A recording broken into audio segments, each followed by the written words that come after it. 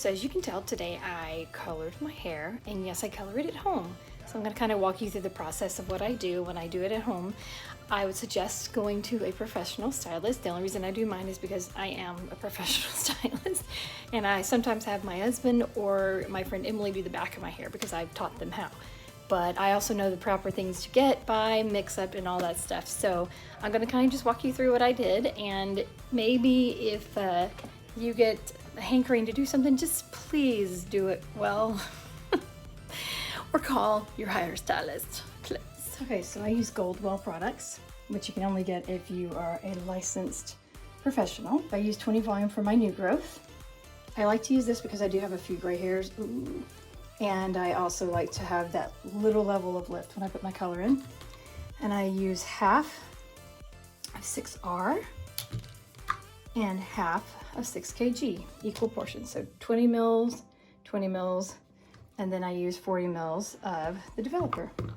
Mix it together and apply. So I'll show you how I do it. I can show you the bowl if you can see it. Developer, the 6R, the 6 copper gold. Gonna mix them together with a little bitty whisk. Never mix your color together until you're about to use it, because this stuff loses its developing power in about 15 minutes. So I measured by putting it on a little scale. You can also do it by the measurements inside of the bowl, but I like to measure mine with a scale because I can zero it out and make sure the proportions are exactly right. And I have a white counter, so I usually put down a towel, but I forgot it this morning. So doing it yourself. So I have a specific pattern I like to go in. To me, it's easier to go front to back. Now if you're doing bleach, you go back to front. But if you have color, you're just doing the roots like I am, it doesn't completely matter unless you have really hard to color hair. So anyway, don't get mad at me, Brad Mondo. So just applying it right here to the roots. Actually, we were taught at Aveda to call it new growth, not roots, because roots sounds, I don't know, cheap. I'm not sure why. I think it's just more professional sounding. So one of my things I like to do is go ahead and get my perimeter around my face, since I pull my hair back a lot, and because when we go to Disney, it's gonna be hot, and I am definitely gonna be pulling my hair up a lot. So I'll show you on this side, pulling my hair back, getting right on my hairline. I also try to get about like a little 1/8 to 1/4 inch over my hairline, even though it leaves a tiny bit of a stain, but it's not much. And you can also base yourself with, if you have Vaseline or some kind of oil, you can base yourself with that too, so you don't get much of a stain. But I like to have mine really covered. Try to get in there. Then behind the ear,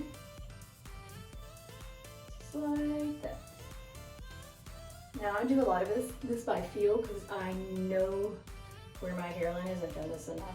But if you haven't before, you might want to get a mirror and find it. Then I like to go in a little bit of a diagonal pattern, and you have to take very small sections, guys. Little sections, because if you don't, you're not going to get saturated on your entire root. So just keep going in this pattern, small sections. I like to put the new brush full on this side and then kind of smush the rest of it on that side, because this side already has color on it from the underneath part I just did. So I want the majority of the color here at that new fresh hair, and then smush this one in just to kind of get it all set in there. So I'm just going to keep going down this side, and you can use clips too if you want to keep your hair out of the way. I'm just so used to it, I don't. But if you're not used to it, definitely use clips. Another way to do this, if you don't want to go in diagonal sections, I like diagonal because by the time I get back here, I only have this tiny little section left in the back to do. But you can also do horizontal sections starting at the top. And again, that's about how much I'm getting on my brush. You want enough, but you don't want too much where it's dripping all over the place. So new section, smush it into the old section. So you can take horizontal if that's easier for you. Maybe easier for you to see it that way. So new section. I notice I'm not overlapping too much. I got a little bit more because I didn't have enough of my brush that time. So horizontal sections may go faster for you if you like that. Just make sure you're saturating. Don't worry about how much color is left in the bowl because you can always mix up more. So make sure you get a couple of tubes or whatever color you're wanting. Alright, so I'm going to keep going this way. I'll show you the rest.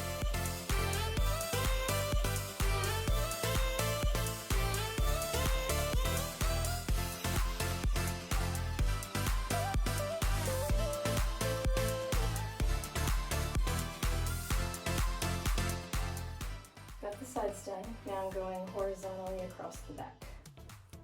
And this is where sometimes I get my friend Emily or my husband to help.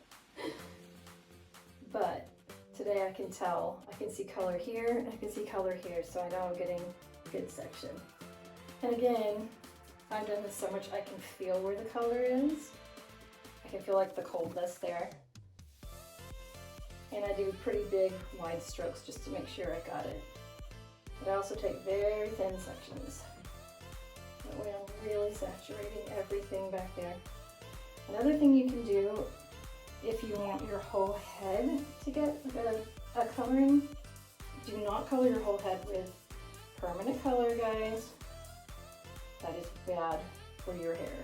It's lifting the cuticles open over and over and over again, and that's going to cause damage. So just make sure, if you want to add a little tone to the bottom so the bottom matches the top really well, which happens a lot with reds, they fade. Make sure that you use a demi-permanent. You can still use the 6R6KG, but use the demi-permanent version and the demi-permanent developer. And you can run that through the rest of your hair. Or if you just need a tiny bit of tone, when it comes to the shampoo part, just wet your hair slightly, then take your hands and emulsify it and shampoo it through your hair as if you are like shampooing the color in.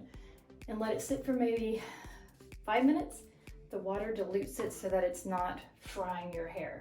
It's not my favorite method, but it will work if you just need a tiny bit of tone. You really want to make sure your hairline's covered.